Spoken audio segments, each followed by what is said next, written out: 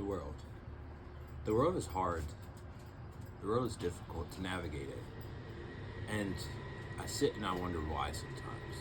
I was having a conversation with a coworker of mine, and I was really frustrated with the fact that if you just stop and you listen and you watch, and you realize that 90% of your time when you're interacting with people, or maybe I just have this perspective because the workplace culture where I'm at is unhealthy, but 90% of the time when you interact with people, you're managing and handling other people's brokenness. And so the first thing I thought about that is, and my coworker's response was, well, that's life. Everybody's broken. We've all got to handle, manage, exchange in our brokenness together. My first thought was, okay, why is that the case?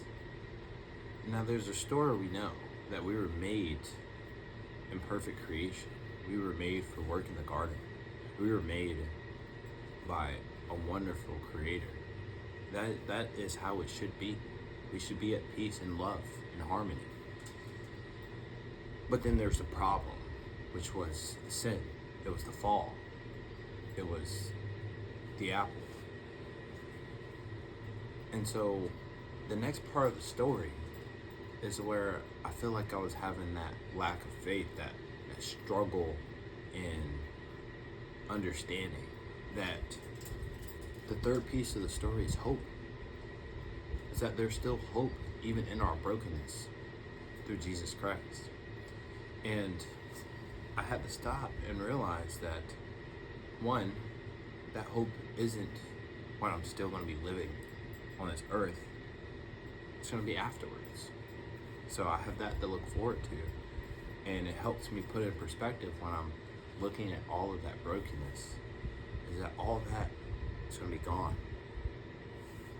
But then what about while I'm still living today? Because that just sounds depressing. You know, that sounds sad. Realizing that the brokenness is always going to be there. Well, there's also hope in living a Christ-like life. And that brings the positivity and love into your life. Thank you for listening.